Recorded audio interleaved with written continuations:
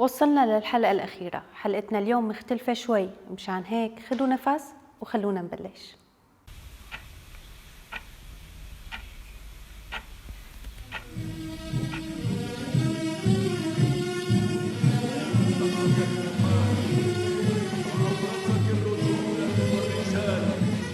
سرايا من ترابك يا بلادي، نبتنا من شموخك ما نزال.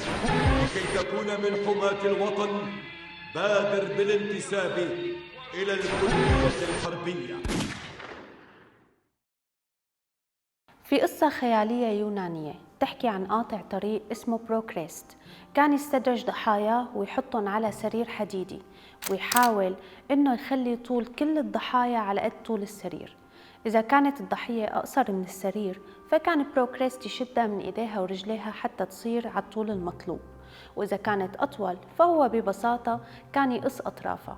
هدفه الأساسي هو إنه يصيروا كل الضحايا على قد المقاس المطلوب. الشعب بالأنظمة الدكتاتورية هو عبارة عن ضحايا أو رهائن بروكريست، بيتم إعادة توليف الجسد على مقاس أفكار هالأنظمة بالتقطيع، بالتوصيل أو بإعادة البرمجة. المهم ضمان الطاعة الكاملة وعدم التمرد. أما الحالات المستعصية يلي ما بتزبط بمط الأطراف أو بقصة فبيتم ترحيلها إلى ما وراء الشمس، يعني إلى المعتقلات. هنيك بتتحول الأجساد إلى أرقام وبينشطب الاسم والكنية ولون العيون. بيضل الجسد العاري مباح للصياط والاغتصاب وكل أنواع التعذيب المسلية للسجان. مسموح لهذا الجسد شغلة واحدة فقط، هي الصراخ. شفنا بألم وأسى آلاف الصور لأجساد مستباحة. المادة الأساسية للفن والاحتفاء الروحي كانت ملقاة ومكدسة بدون اكتراث، والتمييز بين الجسد والآخر كان من خلال الرقم المسجل على الجبهة، لأنه الأجساد كلها عارية وكلها معذبة. الفيلسوف ميشيل فوكو اعتبر الجسد هو العلامة الأولى للروح، والاحتفاء بالجسد هو احتفاء بالروح. من هالمنطلق فينا نقول إنه ملابسنا وشكلنا هن رداء لأرواحنا ولأفكارنا، وإنه إذا لبسنا كلنا زي موحد يعني رح تتوحد أفكارنا وبالتالي تتقيد أرواحنا. وبهالمعنى تحقير الجسد وإنكاره وتغييبه هو حرب مدمرة للروح، ولهيك بتلجأ السلطات إلى تأديب الأرواح من خلال فرض العقوبات على الأجساد. الدكتاتور بده يحول كل شيء إلى ملكية شخصية، بده يحول كل كائن إلى كيان وديع ومطيع، ومدخله لهالشيء هو امتلاك الأجساد، لأنه امتلاك الجسد هو امتلاك حتى الأفكار والذكريات المخزنة فيه. بلا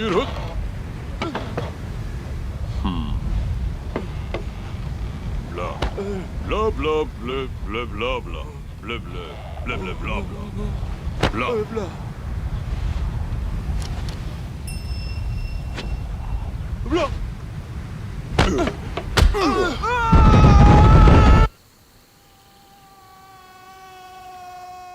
الدكتاتور ناجح كتير بفهم فلسفة الجسد، لهيك بيستعين على تطويعه إما بالسجون يلي هي مكان كل معترض، أو بالقوالب والأزياء الجاهزة يلي هي قيد لكل موالي.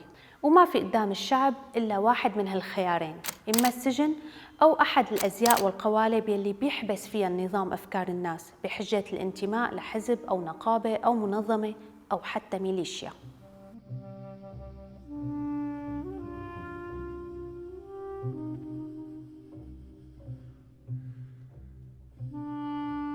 الجسد هو موضوع للفن والفكر والفلسفة، موضوع للرسم والأزياء والرقص.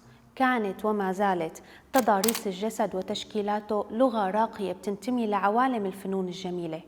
لهيك بالعصر الحديث، عصر المنادات بحقوق الإنسان، تحول مصممو الأزياء من حرفيين يعني من خياطين إلى فنانين بيتمتعوا بسلطة الرسام والأديب القادر على هدم وإعادة بناء المجتمع من خلال الفن.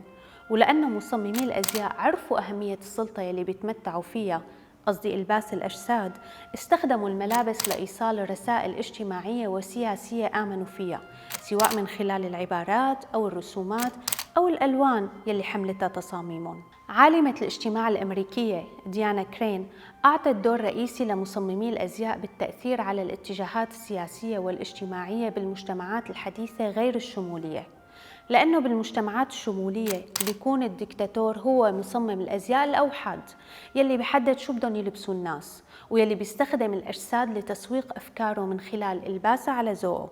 الأجساد عند الدكتاتور حمالة أو علاقة، وبيعرض أفكاره وتطلعاته عليها من خلال الأزياء والألبسة والرتب والنياشين العسكرية، ومن خلال تقييد الحركة والسجون. والجسد الآدمي عند نظام الأسد هو ماله ملك صاحبه، هو ملك المحقق بالفرع يلي ممكن يأمر بأي لحظة بتعرية الجسد لحتى تظهر مناطقه الخاصة والحساسة، ويتم استخدامها بقسوة وغل لمحو بعض الأفكار أو لحشو بعض الأفكار أو للعقاب وانتزاع الاعترافات، وأحياناً لمجرد إشباع رغبات الضابط السادية أو الجنسية المكبوتة. الأسد استخدم وأدب أجساد السوريين لحد ما إجا الوقت وصرخت الناس وبصوت عالي حرية.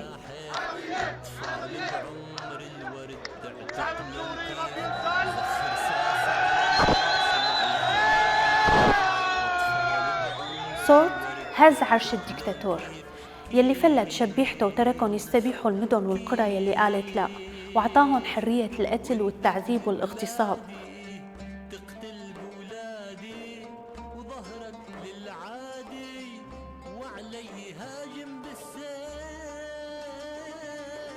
يا حافن يا حاف ظهرك للعادي وعليها يم بالسيف يا حافن يا حاف. وفتح أبواب سجونه، ولما ما عاد وسعت السجون استعان بالملاعب والمدارس المهم يحبس كل حدا بيقول لا. عذب الشباب والأطفال وصار يزت الأجساد المعذبة بالشوارع حتى يصيروا عبرة، وليتأكد إنه كلمة لا ما عم تنقال حتى بصوت واطي. نشر الحواجز يلي صارت تفتش الأجساد، ودمر البيوت على أجساد أصحابها. ضربوا له يمه بالرصاص الحي، متنا بيد إخوتنا باسم أمن الوطن، وإحنا مين إحنا؟ بس قد ما كانت أدوات الدكتاتور قمعية، ما لازم تقدر توحد ولاءات وأشكال وأفكار الناس. غريزة التفرد لازم تنتصر بالنهاية، والشعب ما لازم يسكت حتى يوصل للحرية اللي حصلت عليها الشعوب المتقدمة، ويلي هي مو بس حرية الاعتقاد والأفكار وتقرير المصير، هي كمان حرية الجسد والحرية باختيار اللباس.